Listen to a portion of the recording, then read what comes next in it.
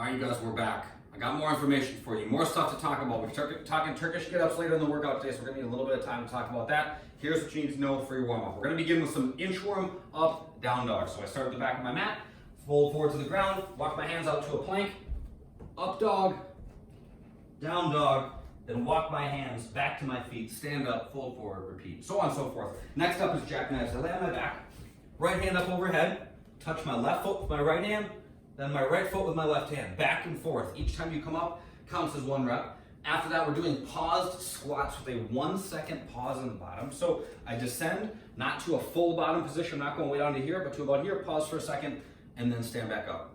Descend as fast as you want, stand up as fast as you want, 1 second mandatory pause in the bottom, and I'll be watching, I'm always watching. I know if you cheat that 1 second class, don't try to get anything over on me. Next up, we're doing a reverse tabletop, so hands underneath my shoulders, feet underneath my knees. I lift up, I look cool. It's a pretty fun pose. You can show your friends what you learned at the at-home workout program. After that, the workout today, 15 minutes.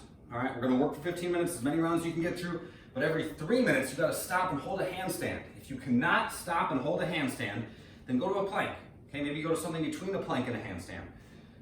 If you can kick into a handstand, sweet, you rock. If you can't, you're still pretty cool. Walk your feet up a wall, maybe get to 45 degrees or something like that. You don't have to get completely inverted. Find something that you guys are comfortable with.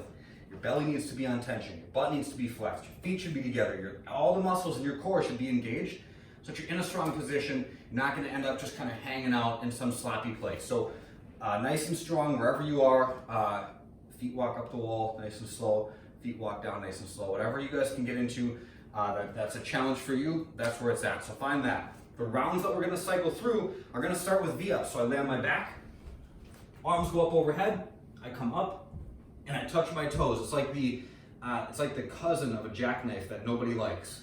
The V-ups are just rough, or at least I just don't like them. After that, we're going to do push press. So I got a pair of dumbbells here. Sometimes I call them dummies. I'm going to put them up on my shoulders. I'm going to dip, drive and press, dip, drive and press. After that, hang, squat cleans. All right. A flat back is the priority. My shoulders are back, my belly's tight. I bend my knees and then I lean forward, searching for tension in my hamstrings. There it is. Now I'm gonna open my hips up, drop into a squat, and stand up. One more time. Shoulders back, belly tight. I bend my knees, lean forward to find tension in my hamstrings, then I open my hips, catch in a squat, and stand back up. That is that. Cycle through that. V-ups, push press, hang squat cleans, as many rounds as possible. Every 3 minutes, you're in a handstand for 30 seconds. Body weight. V-ups, jumping squats, and down dog handstand push-ups. So jumping squats, just what it sounds like.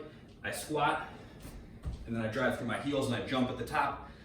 Make sure that you're not ending up on your toes during your squat. Keep your heels flat. I'm winded, class. I don't know what's come over me.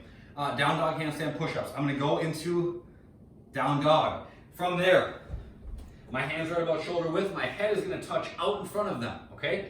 So kind of tricky. I go into down dog, I walk my feet close to my hands, and I rock forward, touch my head, and then push up and back. Follow me.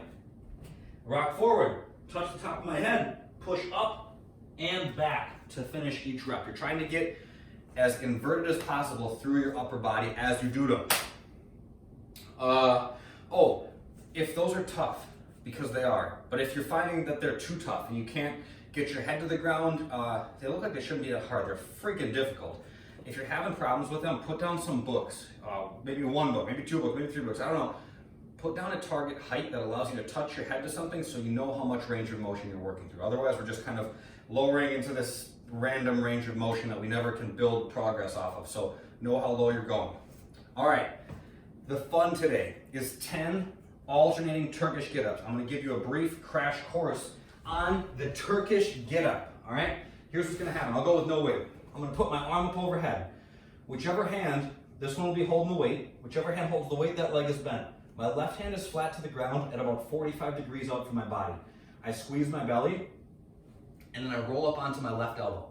Next, I come up onto my left palm. Then I bridge my hips up in the air. Okay, I'm making my body a straight line. I gotta get my front leg underneath me. So I drop my left hip underneath my right, and I plant my knee way back here in a position where I can support my body weight, okay? so that when I do the next move, I don't need to reposition. Okay, I might pivot my knee a little bit, but I don't need to replant it. Then from here, I just come on up to stand. This leg stays locked. This is an arm, this is not a leg.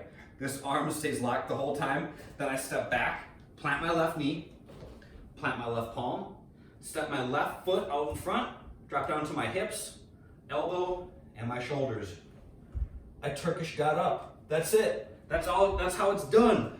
Rewind that, play it back again, go through it. If you guys aren't comfortable with it, don't overload it. It should be done slow. You should stop at every step. Don't rush it. Make it fluid. Make it something that you feel good about. Don't rush it. All right. You're gonna do 10 of those, just alternating sides as you go back and forth, and then we're doing the couch stretch. So 3 minutes per side. Look at this, I got a couch right here. So I'm gonna put my shin vertical to the couch, my other foot's out in front of me, and I'm just working on pushing my hip down and forward, okay? So I got 3 minutes on one side, 3 minutes on the other. My hips will be healed for life. Mobility will run rampant. It will just be, everything will be easy from here on out. The soreness that I have in my legs will be gone forever. 3 minutes per side on the couch stretch is how we're gonna end this. That's enough of my winded, bad jokes. I hope you guys have a good day. That's it for now. Later.